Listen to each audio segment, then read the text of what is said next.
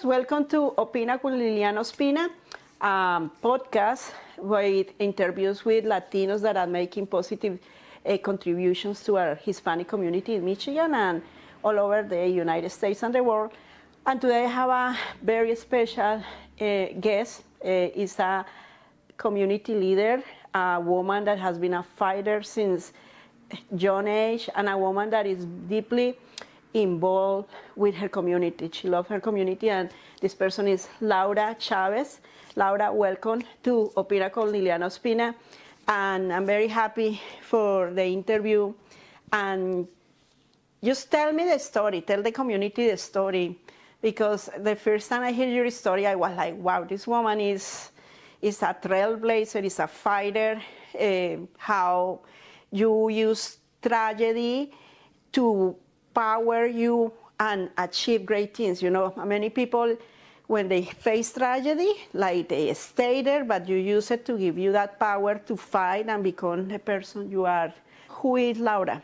Yeah, I love that question. Thank you so much, Liliana. And so my family's originally from Michoacan, Mexico, and at a very young age, my mother decided to bring her children, including me, back to Detroit with her mother. She separated from my dad, and at a very early age, unfortunately, we were placed in foster care system. And we stayed there for about 5 years, and we were separated. My siblings and I were separated. And if you've ever known or you've ever gone through the foster care system, you know, especially in the 80s, there were not a lot of Latino foster parents. And the fact that we didn't speak English was very challenging for us, and I wasn't in school yet. And so what happened was, when I did start school, they put us in what was known as remedial education or special ed. And so in having that happen, we ended up, you know, being pushed around and not having the educational services that we needed. But when we finally reunited with my mom, we came to Detroit, in Southwest Detroit, and had the opportunity to then be in a bilingual department for the city of Detroit, Detroit Public Schools. And there was an amazing teacher there. Her name was Ms. Beavers. And she said, you know what, this child does not belong in special ed. I'd love to have her in my classroom. And by the end of 3rd grade, I was tested out and considered gifted and talented. And all it takes is one person. And I've kind of used that as the model for which I do when I am trying to help people, is you just need one person to see you, one person to identify you, and one person to see your power, your potential. I think that your story has power, and that's why I have an opportunity to always kind of connect with people. Through that time, you know, I went through school. In high school, I ended up emancipating myself from my parent, and I became independent and had my own apartment here in Southwest Detroit.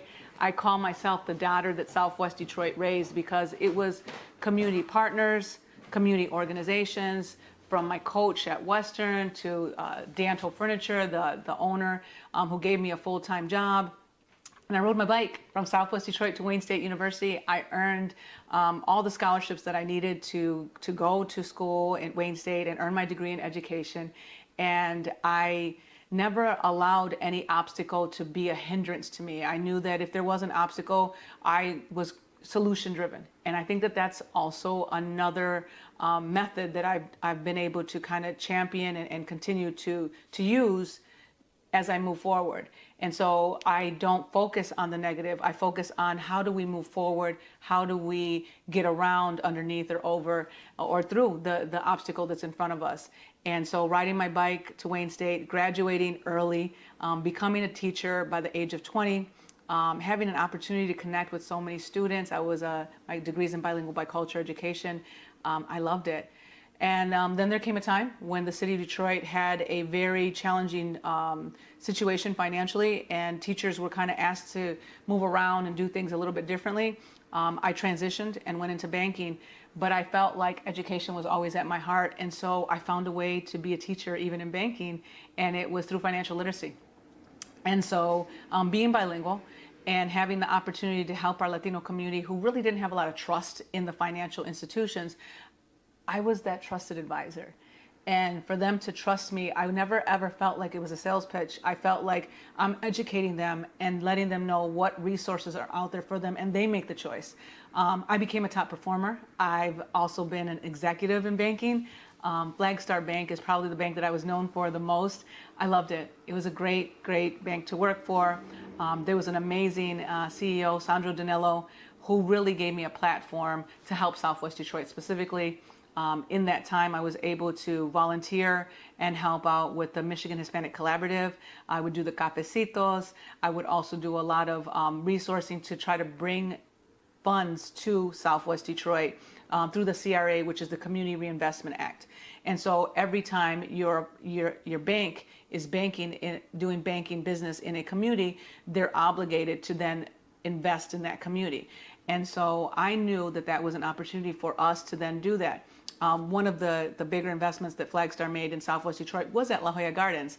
And so I'm kind of trying to look at different things that I've been able to be a part of, but also always give back to the community that gave me so much. And so, you know, in 2022, I graduated from Leadership Detroit, the greatest class ever. And at that time, I had a lot of nonprofits that came asking me for leadership opportunities. And I felt that at the time, the best fit that I could make the most impact and change would be at Southwest Detroit Business Association. And so I took the job. I had the Michigan Hispanic Chamber of Commerce reach out to me. I had PAL reaching out to me. I had quite a few nonprofits, LACED. And so, you know, in my tenure there, I'm so proud of the work that we were able to accomplish. Most recently, one of the things that I'm very grateful to have been CEO and president during the time was at the water main break. And as many of you know, obviously it was an unexpected challenge that affected over 1,500 residents in Southwest Detroit, of which 400 were at least children that were impacted. And I cannot begin to explain how many businesses were impacted. And I say that because, you know, you look at a footprint and you think, oh, well, there's only 3 or 4 businesses within that footprint, but no. If I went to the modista who's on Verner and I talked to her and she says, I'm impacted because I'm a luxury item. People are not going to come to me and get their pants hemmed because they're trying to fix their house. You know, if I talk to the owner, Mike Feynman of E&L Market, he said, these are my employees. These are my residents. I want to help them. And so the more businesses you speak to and you know, being the president of this, you know, association that had been around for nearly 70 years, everyone was reaching out to me and saying, how can we help? Because we're feeling the burden of this on us and we want to get as normal as we possibly can. We've already went through a pandemic. We've already gone through the immigration crisis that we're going through right now. We can't afford to now have another thing to cripple our business. And so I felt I need to leverage the power of an association. And that's exactly what we did. We were able to help businesses secure contracts for food and the hotels. And we were able to get Walmart to not only donate water, which was 43,000 pounds of water. That's huge. Not even the city of Detroit had gotten that up to that point. 43,000 pounds of water. But also we were able to get an entire other semi-truck full of supplies that were necessary, which included 10 pallets of diapers, 5 pallets of cleaning supplies, 4 pallets of household items, and 1 pallet of baby food. And it was not just us. It was all the nonprofits in this area coming together, and it was beautiful.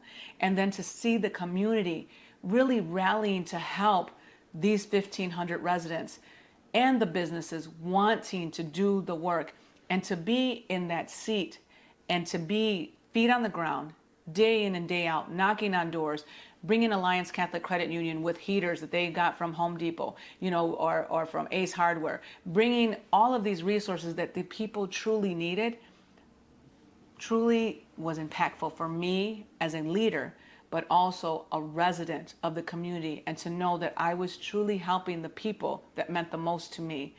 And it was glorious.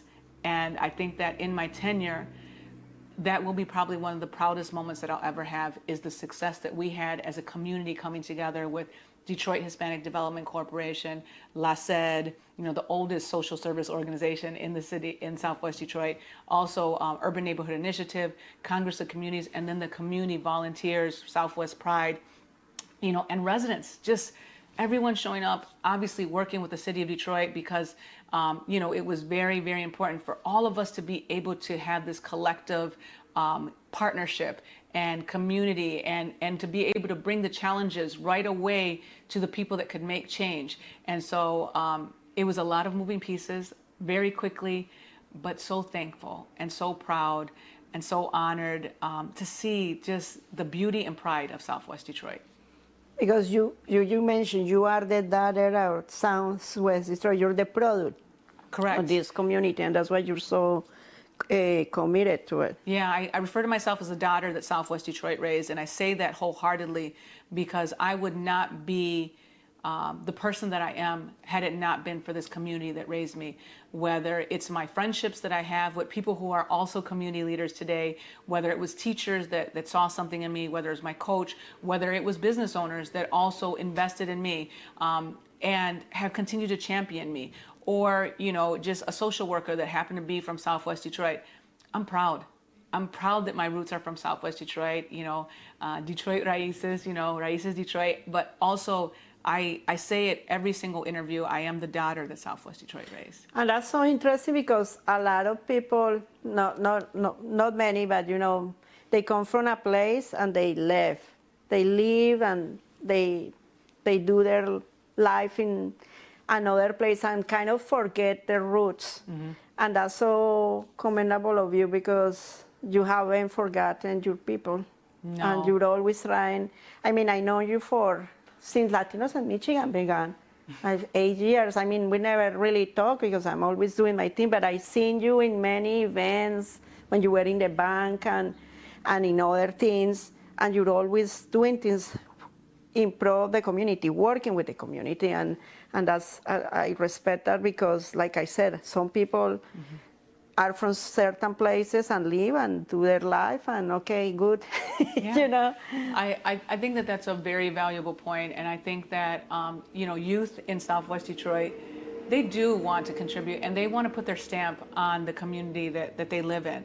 I know that I have a lot of people that have come up to me, and through that bus campaign that SMART put together last year for Hispanic Heritage Month, the buses were in Wayne, Oakland, Macomb, and Washtenaw County.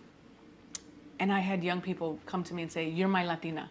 Mm. When I see your glasses, when I see your red lips, when I see your big smile, I identify with you because I know that you're from Southwest Detroit mm-hmm. and you represent me." And right now, even talking about it gives me chills because that's when I realized I'm not just Laura Chavez. I'm a symbol to people, and I'm a symbol of pride, a symbol of happiness, a symbol of orgullo, and I'm thankful that people would even honor me in that way, but also I always have led with integrity, and I want to be the best representative of my community that I can possibly be. And I love Southwest Detroit, and I've said it a whole bunch of times that I truly always want to bring resources back to this beautiful, vibrant community that has done so much for me and that I live in. I live here, I'm raising my son here, and I ask him to volunteer with me. And right now I'm part of the Mexican Patriotic Committee, and it's a volunteer organization, but, just so proud to have a thumbprint, I'll say. I won't even say a footprint, but I'll say a thumbprint on the community that has done so much for me. And that's something remarkable because you are leading the way and you are becoming like the role model for many Hispanic children that they don't have the best circumstances. They come as immigrant children of immigrants, or even immigrant, but they don't have the best, like the best opportunities. But then they see she was in the same place I was, and look at her now. And I think we always talk about it, that representation, and that matters a lot because you're inspiring those kids. Because sometimes, they don't have the best environment to flourish. When I was an educator back in the early 2000s, I had an opportunity to really learn from my students. And I think that probably was so impactful for me in the things that I've done going forward, to just listen, right? And when you listen to children or you listen to young adults and you listen to their stories and you just don't try to tell them what to do, but give them that place, that safe space for them to communicate what their needs are. And then, as I said, I'm very solution oriented. I saw myself in them. I saw my brother in them. I saw my sister in them. And in their parents, I saw my parent. I saw my grandparent. And I saw the struggle. And I said, someone helped me, and so I need to help them. And I think that that's how I've always felt. I know that I lead with my heart, and that means that my heart has been wounded. You know, I lead with my heart, which means my heart has had daggers. And as a leader, we go first, which means you take the beating, you take, you know, the slander, and sometimes you take the abuse. But it's so that the next generation doesn't have to see that again. And so people see my face, they see me happy, but there are definitely wounds that I have taken, beatings that I have taken, but I will continue to represent this community. I will continue to be Laura Chavez. I will continue to show up, stand up, and speak up every opportunity that I get. And this community means the world to me. And again, I would not be the person that I am. I'm just getting started. I'm not even 50 years old yet. So I know that I have a legacy still to build. And I look forward to what's next to come. And this community is very welcoming because, you know, when I started Latinos in Michigan, I was 8 years ago almost, and I remember the first person I met was Jesse Gonzalez and Gloria Rocha, and they were doing a summer event. And I remember coming there with my kids with a little camera, and they were the nicest people. And I felt obviously welcome, but I also felt a little piece of Colombia when even though most of the people here are Mexican, but you get that, you know, that welcoming, that love. And I remember ever since then, I live an hour from here. I live in Howell, nothing to do with this, but I just love the people I love and respect because they really care about this community, and they work hard to make it better. And it's something that I really respect, especially the people, the organizers from the Cinco de Mayo Parade, the Mexican Patriotic Committee. I would have to agree with you. You know, growing up in Southwest Detroit, I had the opportunity to see all cultures. You know, I had my friend who was from Palestine, who was my alley neighbor. And then I had my friend who was, you know, who was Cuban, who lived down the street from me. And then I had my Dominican friend, you know, and then I had my black friend, Lori. And it was everyone, you know. My brother's best friend was Scott, who was white. It was such a diverse community even growing up. But we didn't realize the word diverse. Diversity wasn't a catchphrase, right? But I say all that to say, you know, having had those experiences as a youth, I'm used to seeing diversity. I'm used to working with diversity. I'm used to being open to ideas and perspectives and, you know, different opinions, because at the end of the day, I don't know everything, but I'm here to listen, and let's try to implement some of these really good ideas. And I think that growing up in Southwest Detroit, it gave me a beautiful, beautiful picture of what harmony could be with a diverse community and being a welcoming community, especially to immigrants. And I know you spoke of Jesse Gonzalez. I love Jesse and Gloria. You know, I cannot say enough about him and the work that he has done and the legacy that he has paved, and even, you know, his children, you know, as they move forward. But it's beautiful. And I'm happy to know Jesse, who we refer to as the unofficial mayor of Southwest Detroit. And, you know, oftentimes, you know, he brings me along because he wants to also pass the baton on to the next leaders. And I think that that's very honorable of him. And he's introduced me to amazing people like Jimmy Tuman from Jimmy's Kids, and with the water main break, you know, there were so many connections that came. But Jesse's a beautiful person, and I think that he's definitely a community connector. He's also someone that tries to resolve problem when he knows that people are at odds with each other, and he's patient and he's kind. And I hope only to one day have a legacy, you know, as grand and as illustrious as his. Yeah, I love that man. He's been such a, oh my God, I had no words, but he's one of the people that had supported me the most, and I know that he has supported you and other people. So what do you plan to do now? You know, now you are in a new phase, but you are a fighter.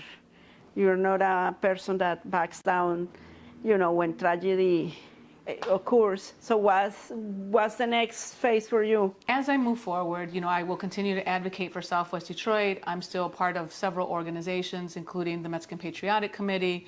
I'm on the board of Way Academy, and continue to champion different efforts. One of the new efforts that I'll be initiating or be championing is the Minority Education Freedom Foundation.